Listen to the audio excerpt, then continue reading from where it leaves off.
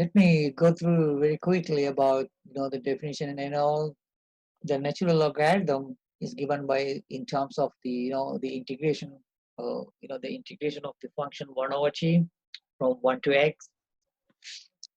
X could be any positive number, so we could define ln x only when x is positive. Okay, so if x is negative, then we cannot find the natural logarithm of negative number, so it is not there. Therefore, we define ln x only for the positive number. So remember, geometrically, the integration of any function is geometrically nothing but the area of the function with the particular limits, right? Bounds. So in this case, here if you look at the picture, there are two possible scenarios. Remember, our x is positive, but that positive number may be bigger than 1. If this is the case, you will have the first picture, right? Because you are finding the integration of 1 over t from 1 to x. If x is bigger than one number, so you will get the picture exactly like this, right? Because you are finding the area from 1 to x. So this is the geometrical explanation of ln x if x is bigger than 1. So the second picture is again the geometric expression of ln x, but your x is positive between 0 and 1. So in this case, if your x is less than 1 but positive number, then your picture is like this, no? Less than 1, your x is less than 1 between 0 to 1. So this is the another area of ln x if you have x is less than 1 and positive. So this is just the basic geometric interpretation. So now this is the graph you might have seen in the college algebra and all drawing graphs. So the graph of ln x is simply the increasing function, and the ln x has the x intercept at 1, right? So there's no y intercept for ln x. Okay, so ln x is an increasing function going all the way, no? So if you look at the properties of this natural logarithm ln x, is these are the three main properties we have for ln x. The domain of the ln x graph is 0 to infinity. In other words, all the positive numbers, right? Yeah, I could see that. So this is the domain. Okay, so this is the domain of ln x, right? So the range of ln x is nothing but this distance. Remember, range is coming from y coordinate, y values, and the domain is coming from x values, right? So you might have seen this all in a pre-cal, right? So therefore, if you look at the picture, the range of this curve is nothing but negative infinity to all the way up to positive infinity, right? So that is why you have these two. The domain of ln x is all the positive numbers, 0 to infinity. The range is all the real numbers from negative infinity to positive infinity. The function is continuous. Yes, that is true. This curve is continuous curve. There's no gap. There's no gap or hole in the picture. So it is drawn continuously. Therefore, it is a continuous graph, increasing and 1 to 1. Okay. So this is another property. Then the graph is concave down. So concave down means we should have like this shape, right? So in Cal 1, you learned about concavity of the curve graphs. So these are the three basic properties for ln x. So if you have any questions, please you can ask. Okay. Now the next one, there are some logarithmic properties for ln x, ln, right? Whatever you learn the logarithm properties in your high school and something like that, and that could be applicable here also, here as well for the natural logarithm. Okay. So ln of 1 is always 0. if you find the ln of two number with the product, then that is nothing but the sum of the numbers with ln. Then if you find the ln of any number raised to power n, then that is equals to n times ln a. In another word, if you see the power inside the ln, you could pull that power in front of ln and write down here. Then if you have ln of two number with the ratios, then you could simply subtract those two. Okay, so these are basic properties. So you can go and refer your high school or college algebra work, refer your notes. Okay, refer the logarithmic properties you learn.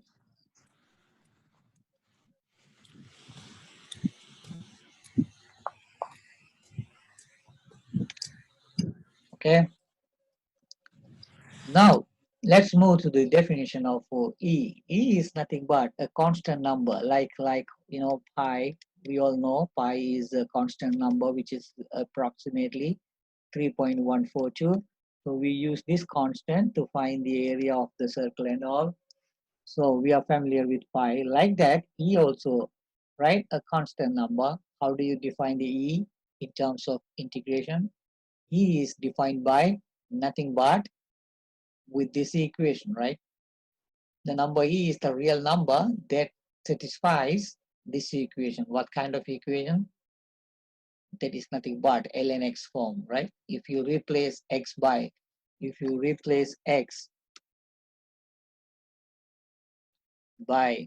E, from where? From the definition of ln x just now we saw here.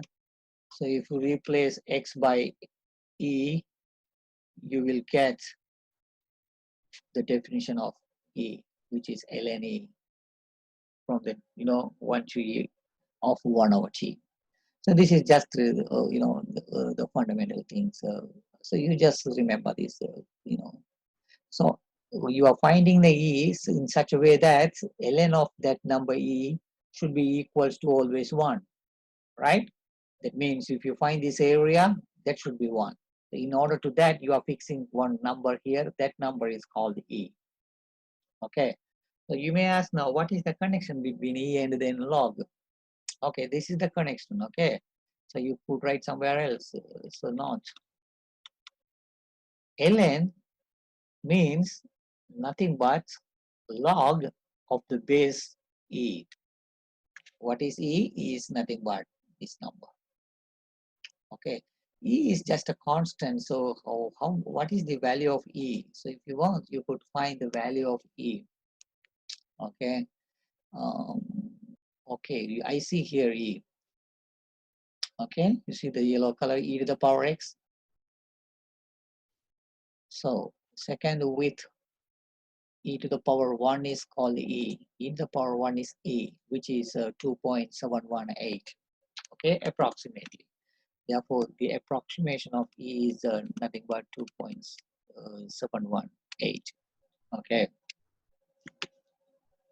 So this is the connection between a natural logarithm and the log. Log with base E is always ln. Okay. So now we are going to see the derivative of ln x. So the derivative of ln x is simply 1 over x. Remember, the domain of ln x is nothing but all the positive numbers. Therefore, you should have the condition here, right? So the derivative of ln x is 1 over x, provided x should be positive real number. Okay, that is first relation. The second one says that suppose u is a function of x. Okay, suppose u is a function of x, then what is the derivative of d over dx of ln u? That is simply 1 over u times du over dx. At this point, everyone should be familiar with the notations. So how do you read this? What is that? The derivative or Okay, prime. u prime, very good. So the meaning of u prime is what? U prime means nothing but du over dx. Yeah. Okay, because u is a function of x. That means you could take the derivative of u in terms of x, okay, with respect to x. So you could, remember like this, ln u means, ln x derivative of 1 over x, but I have here u, so therefore 1 over u times du over dx. So this relationship comes from nothing but from the chain rule, okay? Okay, so this formula is a very simple formula. The derivative of ln u with respect to x is simply u prime over u, where again u should be a positive real number, okay? If you see directly ln x inside, you know the answer of ln x. But if you do not see ln x other than x, if you see any functions inside ln, you have to use the u substitution in another word. Okay. So try to use the u substitution second form. So that means what can I do? I could use the substitution here. Okay. Let u be this variable, this function. My u is here x squared plus 3. Whatever we have inside the ln, I'm keeping those as the new variable u. So I'm introducing new variable u, right? That means I could rewrite the problem now. The problem is nothing but the new function is ln u, right? Now the question is simply finding the derivative of ln u with respect to x, because my u is a function of x, right? Original question was finding the derivative of ln x squared plus 3. This is my original problem. Now we know that original problem can be written in terms of u as just ln u, because my x squared plus 3 is u. Now if you look at the second properties of the derivative, d over dx of ln u is u prime over u. So your answer should be u prime over u. But you cannot leave like this. You have to rewrite u and u prime in terms of the original variable x. Okay. So what is u prime? Could you tell me? X, 2x. 2x. Very good. Because our u is here x squared plus 3. So my substitution was x squared plus 3. So I'm simply asking you to find the derivative of u prime, simply the derivative of x squared plus 3, which is 2x. Okay. Therefore, by looking at this expression, I could say that u prime is nothing but 2x. Okay. So I'm going to simply, plugging those values. U prime is 2x over what is u? U was actually x squared plus 3.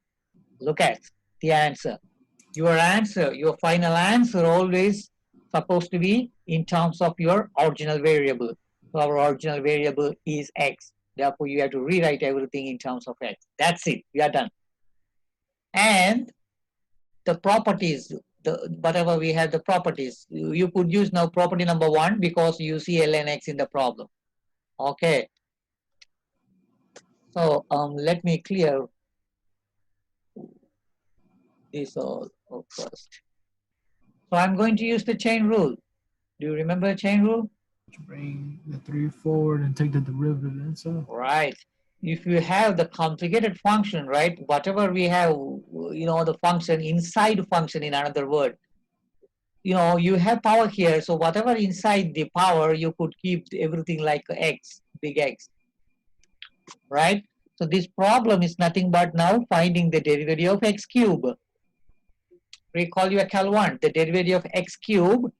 So let me write down the answer. D over dx of original problem was ln x3, right? So I'm keeping inside the cube function, I'm keeping everything as x, right? Or you could think of u, you could keep like u, that's up to you.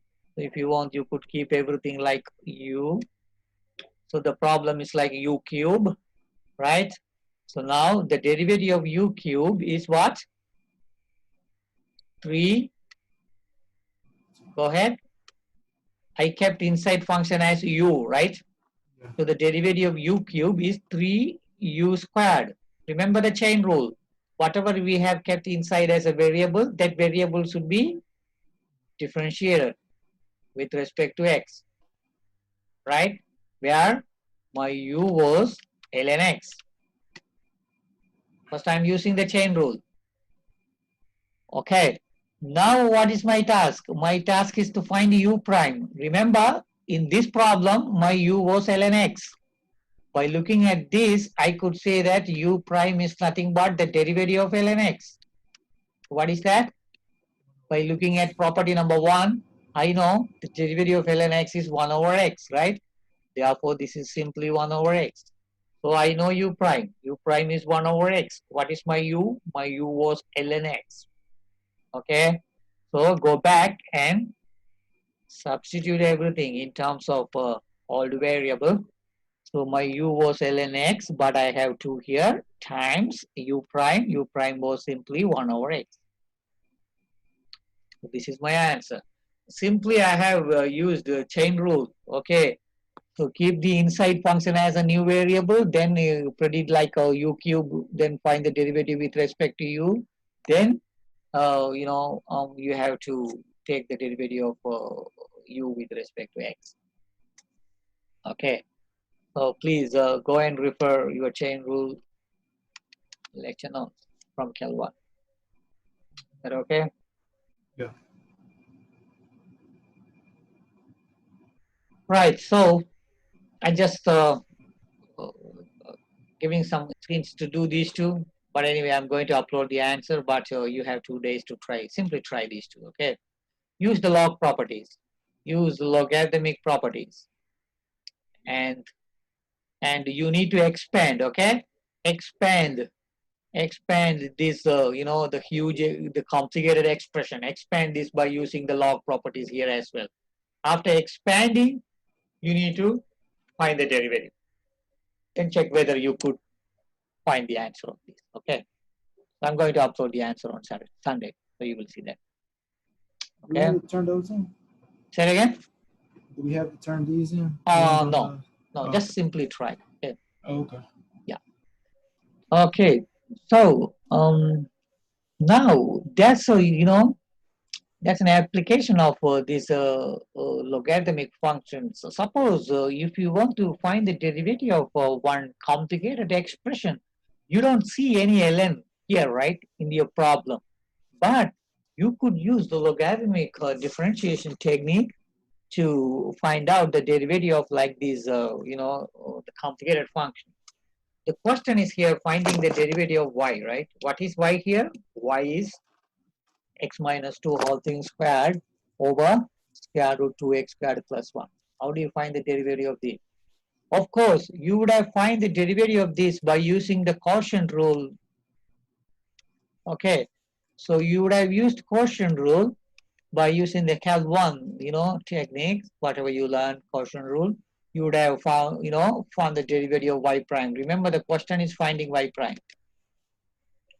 You would have done by using quotient rule. But here, I need to do in different way. Second method you could think of. What is that method? Using logarithmic, differentiation technique. How can I do that? Okay. By the ln both sides. Right. Take ln both sides. Take this function and take this huge expression and put the ln in front of the function and yes.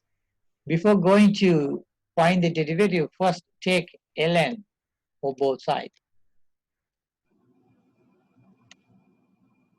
Okay, simply take ln both sides. That means you will get ln y is equals ln of that huge expression in right hand side.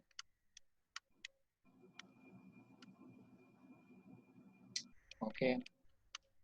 Now what do you want to do? Now you could use the logarithmic properties to expand these, right? Remember logarithmic properties we had here. So if you have division, you can subtract them. If you have product, you could add them. So I could use those properties here, right? Remember, you could think of these all numerator like a and the denominator like b. So this is ln of a over b. So you could let me write down there. So you could think of these all like a, these all like b. So problem is simply ln a over b. that is ln A minus ln B. But we know already A and B, right? Our A was numerator. So ln, my A was x minus 2 whole thing squared. Subtract ln B, my B was square root 2x squared plus 1, right? Now again use one more logarithmic property. If you have power inside the log, you could pull that power in front of log. So this is nothing but 2 times of ln x minus 2 minus, remember, square root means that is the power of half, right? Square root is half.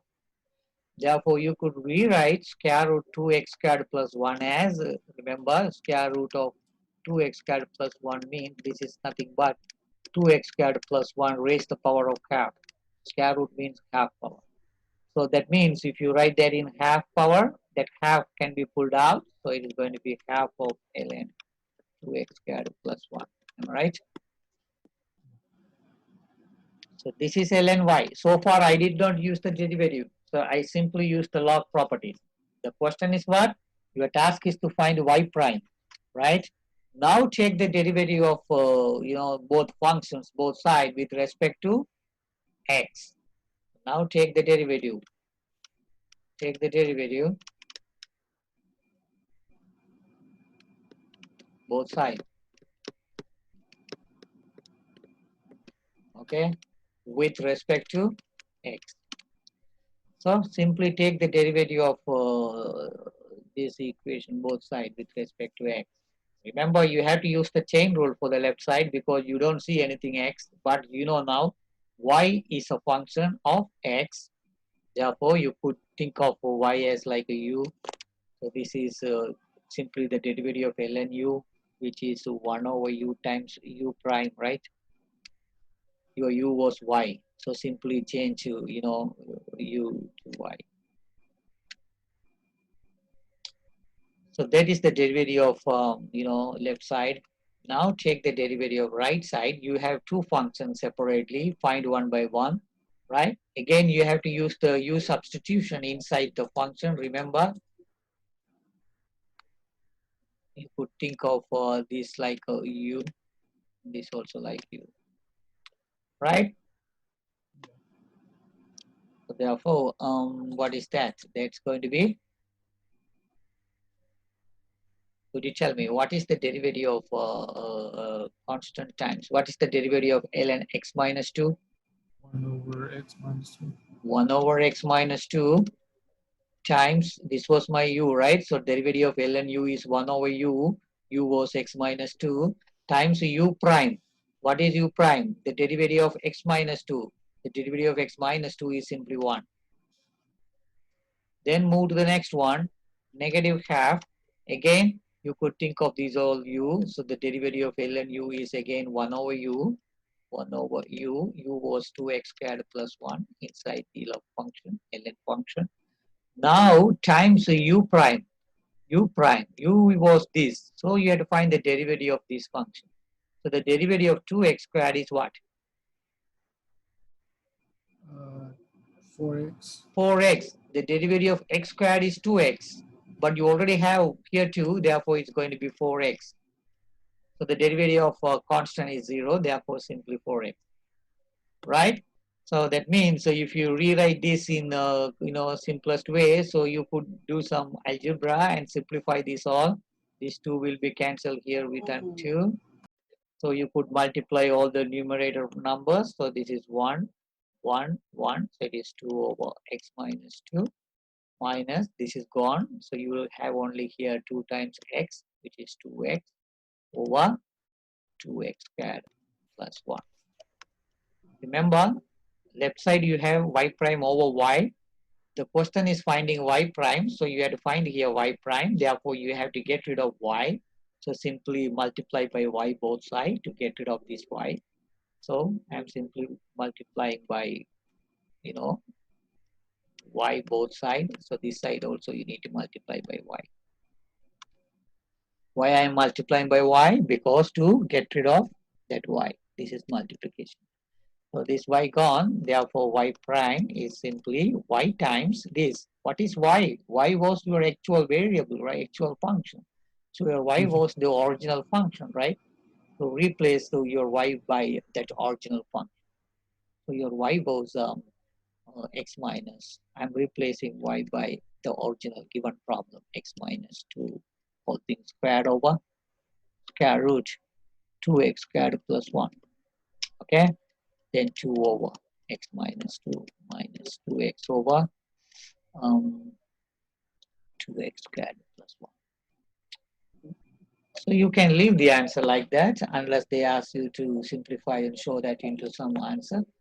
So otherwise you could leave your answer like this form. Okay, this is very good problem, right? So of course, you would have used the quotient rule to find the derivative, and you could use the quotient rule and check whether you are getting this answer. You should have the same answer. Can you leave it like that, or do Yeah, you this want is us to fine. simplify? Okay.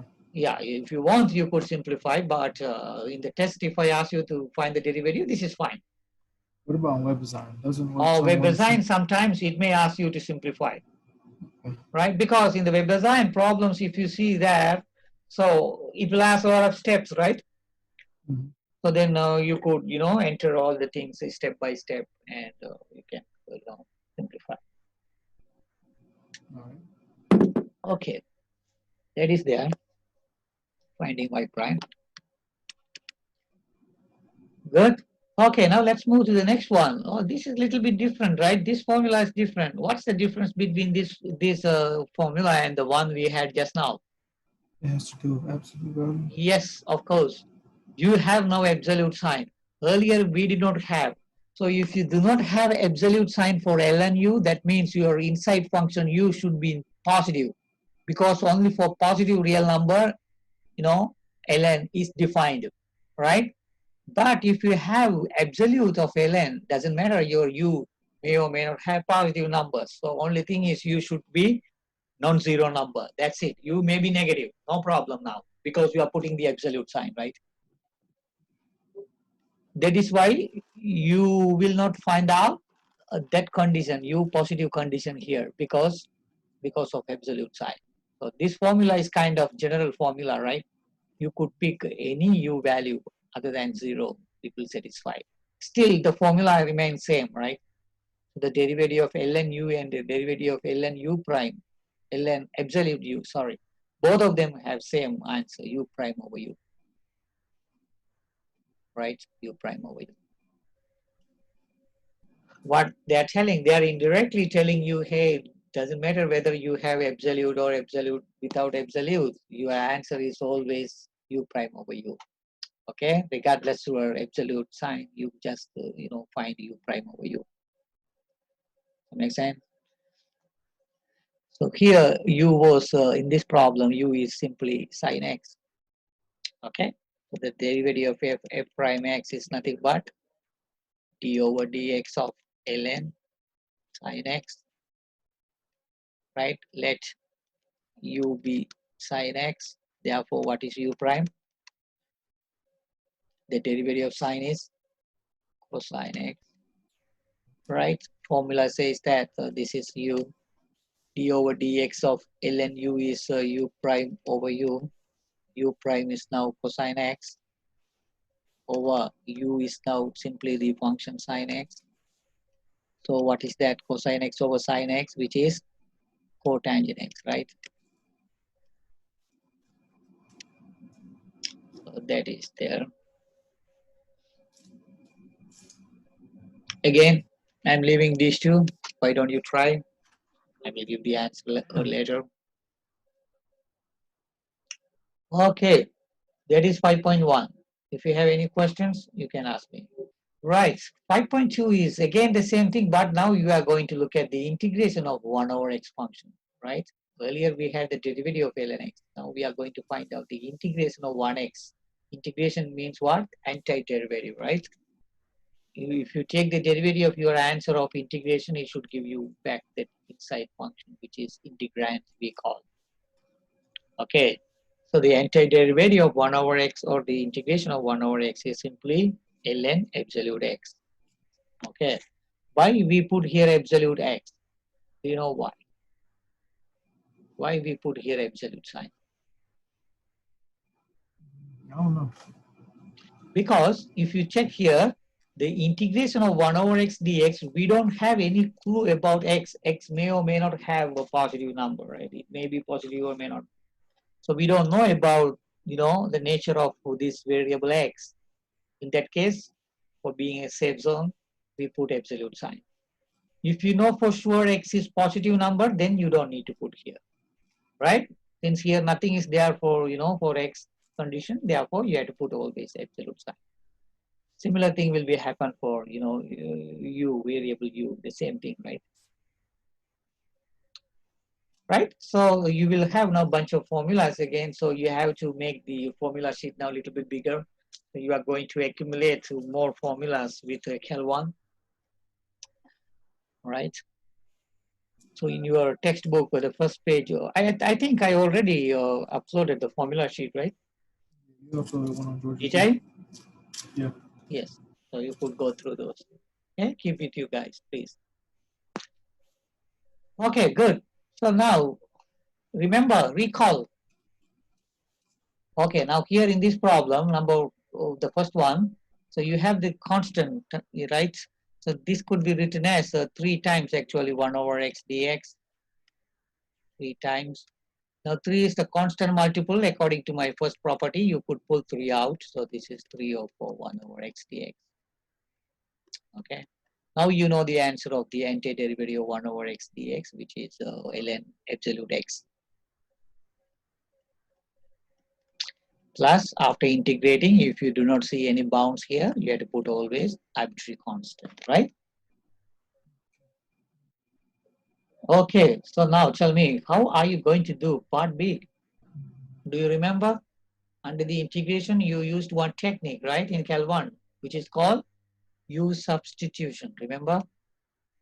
You could try with the U substitution, right? Let U be 2x plus 1. Okay.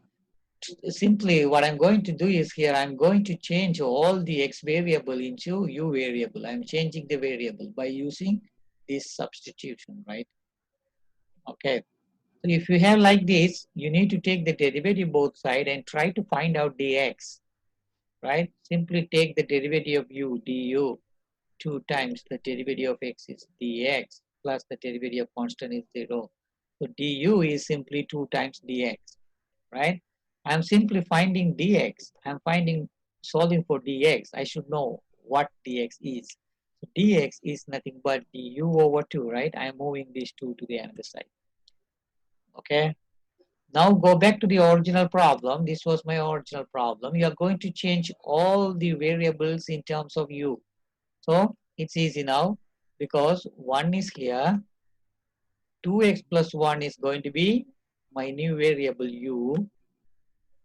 And what is dx? Dx is simply du over 2. You see that? Now you could pull the constant outside of the integral. Remember, 2 is in the denominator, 1 is in the numerator. So you could pull half outside of this integration. So the problem is nothing but du 1 over u. Now this is easy. Du 1 over u, property number 2 of the integration log rule tells that, which is ln. That is half of ln absolute u plus constant. But after getting answer, you have to go back and change the u variable into my original variable. Remember, my original problem was in terms of x. Therefore, you have to go back and replace u by the old variable, sorry, x. U was 2x plus 1, therefore I'm simply, so my answer is half times ln 2x plus 1. Okay, so let me erase this all. You understand now? Are you following me? Yeah. What about others? Okay, so this is about using use substitution technique to find the integration. Okay, but let me tell one thing. How do you know whether you have to use substitution correctly? So this is the trick, right? So if you see, look at this example, right? You are given here in this properties theorem 5.5, the denominator was simply x, the numerator is 1. If you look at the derivative of the denominator, the derivative of x is simply 1. So if you see the derivative of the denominator at the top of the fraction at the numerator, then answer is always going to be ln of the denominator, bottom. Okay. So if you see the derivative of bottom at the top, then answer is simply ln of the bottom, right? Look at this one. You would have done very easily this problem without, doing like this with the long steps. What I will do is simply I will check the derivative of bottom. Okay. Now in this problem, the bottom function is 2x plus 1. So what is the derivative of 2x plus 1?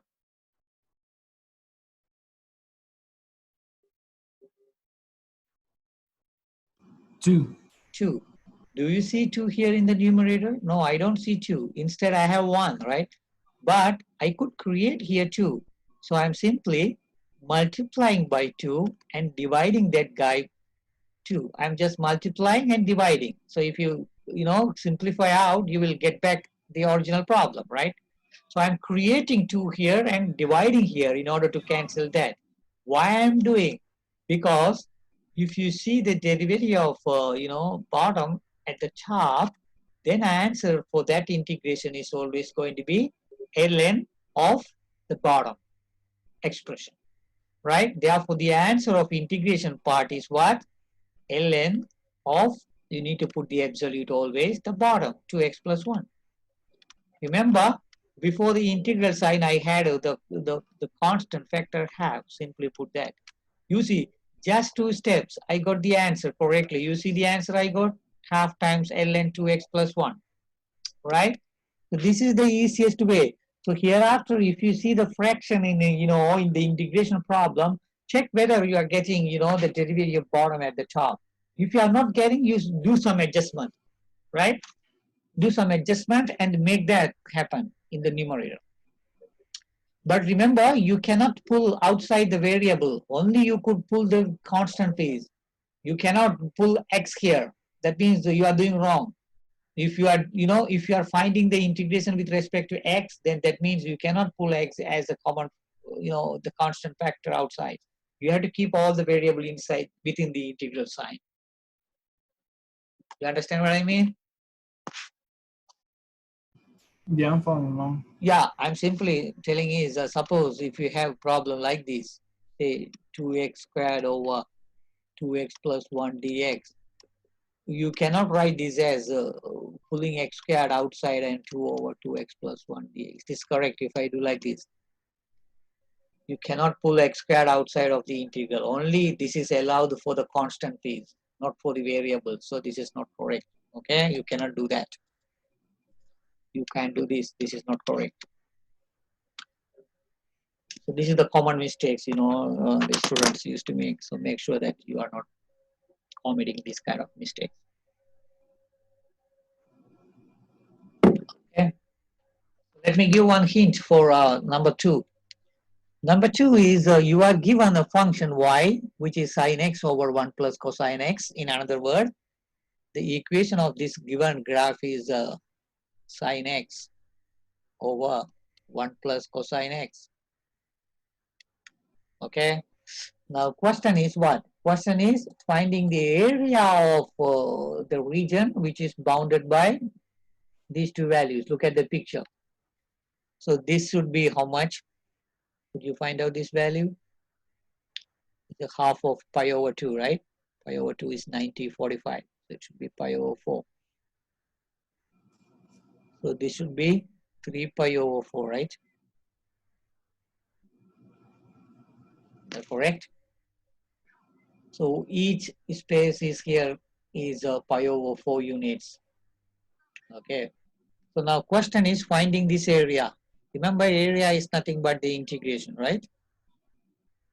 So this area, let me call that as A. That area is simply given by, according to my integration definition, you have to put the bounds. The lower bound for this area is pi over 4, and the upper bound is 3 pi over 4. And you need to write the function, right? Your function is now sine x over 1 plus cosine x dx. Okay, now your task is to find this integration. Okay, so you all know how to find the integration of the bounds, right? I'm giving one hint. Use the u substitution. As I said earlier, check the derivative of bottom. What is the derivative of 1 plus cosine x? What is the derivative of 1 plus cosine x? Um, and the Negative, derivative of sine is cosine x. negative sine x, Oh yeah, negative sine x. And then for right? cosine is sine x. Negative sine x. The derivative of cosine x is negative sine x. The derivative of sine x is cosine x. Positive cosine. So if you look at the derivative of bottom, the derivative of constant 1 is 0. Therefore, the derivative of bottom is simply negative sine x, right? But you don't see negative sign here, but you could create negative sign if you want, or use the u substitution. Use u as a 1 plus cosine x. Okay. Use this substitution and try to find out the answer, right? What you want to do, your task is to now change all the x variables into my new variable u. Write down everything in terms of u. So you have to get rid of dx, sine x, and 1 plus cosine x. Once you change everything into new variable u, the bounds also should be changed to the new variable. These two bounds, upper and lower bounds, are given according to your variable x. Now you are changing x into u. Therefore, you have to change the bounds also with respect to u. Okay. So make sure that again, only thing I could say is refer your Cal 1. Finding the u substitution for the bounds. Okay. So again, you have 2 days to practice these problems, and I am giving answer for this. Okay. That is there. So again, this problem can be written as tangent is sine x over cosine x. This is super easy, right? Because the derivative of bottom cosine x is simply sine, right? So use u as cosine x. Therefore, du is the derivative of cosine is negative sine x times dx, right? You see now sine x dx. I see sine x dx in the problem. Sine x dx is simply move negative sign to another side. So sine x times dx is simply equals to negative du. So remember, I am changing the variable now, x to u. So sine x times dx is nothing but u, right? So this is nothing but du, negative. My cosine x was simply u. Therefore, my new problem is going to be negative du over u. So this is, pull the negative sign outside, 1 over u times du. Now you know the derivative of 1 over u du, which is ln of absolute u, right? Plus constant. So then what is u? U was actually cosine x, right? This is correct. But some books used to, write to, they will check this negative into inside the function. So they will rewrite this as 1 over cosine by using the log property. This is equivalent to write down log of, 1 over cosine x. You could pull minus inside and write 1. So 1 over cosine x is secant, right? Which is secant x. So this is also correct. So your answer is maybe ln of, absolute secant x or negative ln cosine x. Both of them are correct. A lot of problems now. this one, you could move x and rewrite like this, the original problem. I'm giving hint, use u as ln x and do this problem. Try to work on this problem. Okay.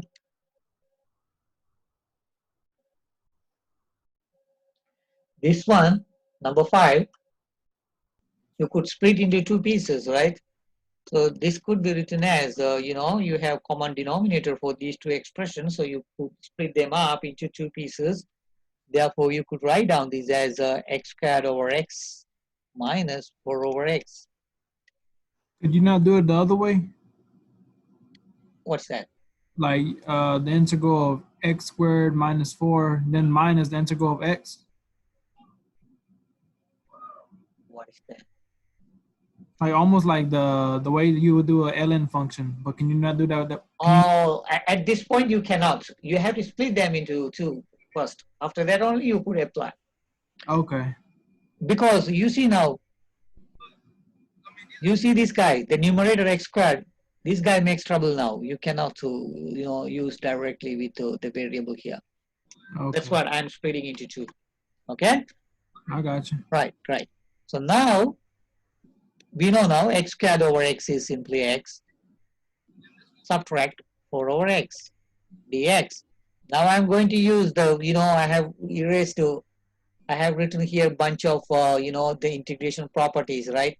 Remember I told you earlier, if you have plus or minus sign in between two functions, you could split them into two integrations or symbols, right? So you could rewrite this as x times dx minus of 4 over x dx, right? Now you have to do one by one. The first integration and the second one. The first one is super easy. What is the antiderivative of x? Right? N is in the numerator, no? So 1 plus 1 is 2. Does that make sense? So the next one is, that's easy now. You could pull 4 out of the integration sign and you will get 1 over x dx. Now you could apply this guy for the log properties integration. Just now we saw, right? 1 over x dx is ln x. So that means what? That means only for the second piece you could apply ln, not for the first piece. So first piece is coming from Cal 1. So my answer is x squared over 2 minus 4 times. So this is all nothing but the answer of ln x. But plus arbitrary constant. Okay. Yes, I know you have to work a lot. That's it. Okay. So anyway, I'm going to give complete answers.